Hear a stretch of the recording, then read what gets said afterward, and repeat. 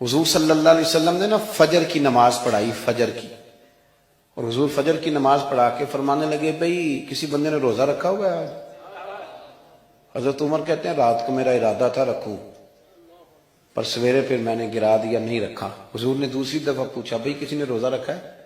تو حضرت صدیق اکبر نے ہاتھ کھڑا کیا، عرض کی یا رسول اللہ میں نے رکھا ہوا۔ آپ حکم نہ دیتے تو نہ بتاتا، پر روزہ رکھنا بھی آپ نے توجہ دلائی ہے تو حکم بھی آپ کا بتاؤ تو بتا دیا۔ حضرت عمر کہتے ہیں حضور نے فجر کی نماز پڑھائی، فجر کی۔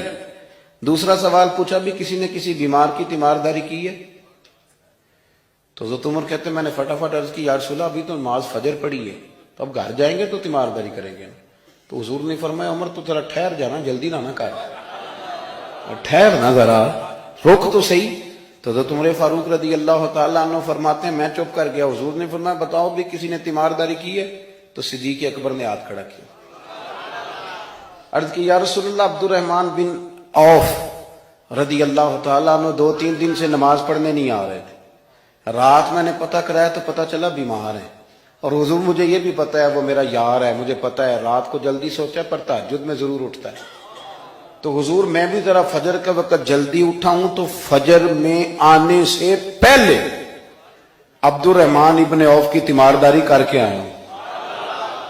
حضرت عمر کہتے ہیں میں نہ ہلکا ہلکا ڈھیلا پڑ گیا۔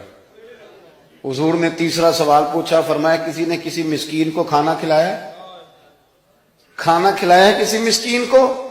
حضرت سیدنا عمر فاروق کہتے ہیں میں نے پھر عرض کی، میں نے کہا یا رسول اللہ ابھی تو فجر پڑی ہے، گھر جائیں گے کوئی چیز لیں گے تو کھانا کھلائیں گے۔ تو حضور پھر مسکرائے، فرمایا عمر تو ذرا ٹھہر نہیں جاتا، ذرا ٹھہرنا، ذرا نظارہ تو کرنا، گویا یہ شان صدیق اکبر کا جلسہ ہو رہا، ٹھہرنا۔ حضور نے پھر پوچھا بھی کسی نے کسی مسکین کو کھانا کھلایا ہے؟ تو حضرت عمر کہتے ہیں لوگ سارے دائیں بائیں دیکھ رہے تھے اور میں چپ کے ابو بکر کو دیکھ رہا تھا، کہ مجھے پتا تھا کہ بولنا اسی نہیں ہے، اور دل میرا کر رہا تھا کہ کہہ دوں دیو جناب جواب، دل میرا کر رہا تھا۔ وہ سمجھ گئے تھے کہ سونا راضی کن کاموں میں ہو، بس یہ نقطہ انہوں نے پا لیا تھا۔ حضور نے فرمایا بتاؤ کسی مسکین کو روٹی کھلائی ہے؟ تو جناب سیدنا صدیق اکبر نے ہاتھ کھڑا کیا، عرض کی یا رسول اللہ سویرے اٹھا ہوں تو چھوٹا بیٹا بھی اٹھ گیا تھا، اور میرے وضو کرتے سنت پڑھتے ماں سے کہنے لگا بھوک لگ رہی ہے، تو ماں نے 2 روٹیاں بھی پکا دی، تو حضور ایک اس نے کھائی، دوسری اس کے ہاتھ میں تھی۔ جب ہم نکلے ہیں نا گھر سے تو دروازے پہ ایک فقیر کھڑا تھا، مسکین کھڑا تھا، کہہ رہا تھا رات سے بھوکا ہوں، کوئی دروازہ کھلنے کا انتظار کر رہا تھا، ابو بکر سب سے پہلے تیرا ہی کھلا ہے۔ تو حضور میں نا اس مسکین کو ایک روٹی کھلا کے آیا ہوں۔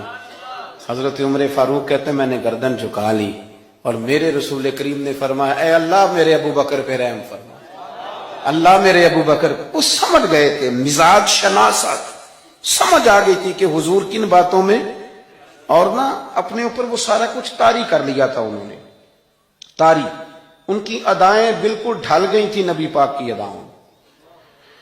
3 دن وہ غار ثور میں رہے تو ہمارے صوفیاء فرماتے ہیں کہ ان پر تجلیاں بھی پڑی محبوب کی معرفت کی۔ جب مدینے آئے نا نبی کریم کو لے کے، تو کچھ لوگوں نے حضور کی زیارت کی تھی، کچھ نے نہیں کی تھی، تو کچھ آتے تو نبی پاک کی دستبوسی کر کے بیٹھ جاتے، حضرت ابو بکر سے ہاتھ نہ ملاتے، اور کچھ صرف حضرت ابو بکر سے ہاتھ ملاتے اور حضور سے ہاتھ ہی نہ ملاتے۔ میری بات پہ توجہ ہے آپ حضرات کی؟ تو کچھ لوگوں کو نا شبہ ہونے لگا، وہ معاذ اللہ سمجھنے لگے کہ شاید یہی اللہ کے رسول ہے۔ حضرت صدیق اکبر یہ کیوں شبہ ہوا؟ تو ہمارے محدثین فرماتے ہیں کہ ابو بکر صدیق بولتے بھی اس طرح تھے جو میرے نبی پاک کا طریقہ، بیٹھتے بھی اس طرح تھے جو رسول پاک کا طریقہ۔ کہتے ہیں انہوں نے امامہ باندھا ہوا تھا تو جو امامے کا پیچ حضور کا ڈھیلا رہ گیا تھا ان کا بھی ڈھیلا رہ گیا تھا، اس طرح اپنے آپ کو مزاج میں ڈھالا تھا، تو من شدی من تو شدم، میں اس طرح ڈھالا تھا مزاج میں، اس طرح کے کوئی فرق ہی نہیں نظر آتا تھا۔ وہ کہتے ہیں جب حضرت ابو بکر صدیق نے دیکھا نا کہ لوگوں کو تو شک ہو رہا ہے، کوئی میرے ساتھ ہاتھ ملا کے بیٹھ جاتے، تو حضرت صدیق اکبر نے کہا کوئی ایسا کام کرنا چاہیے کہ پتہ چلے آقا کون ہے غلام کون ہے۔ اٹھے، کندھوں پہ چادر تھی، وہ اتار کے نا تو حضور پہ سایہ کر دیا، لوگوں کو پتہ چل گیا کہ سایہ کرنے والا کوئی غلام ہے، اور جس پر سایہ کیا جا رہا ہے وہ آقا ہے۔ کیا خوبصورت نقطہ لکھا ہے مفسرین نے شارحین فرماتے ہیں تھوڑی دیر کے لیے، تھوڑی دیر کے لیے، تھوڑی دیر کے لیے حضرت ابوبکر صدیق نے حضور کے سر انور پر اپنی چادر کا سایہ کیا تھا۔ اللہ کے رسول نے احسان کا بدلہ یہ دیا، نیکی کا بدلہ یہ دیا کہ قیامت تک ان کی قبر پر اپنے گنبد کا سایہ فرما دیا، قیامت تک گنبد کا سایہ کر دیا ان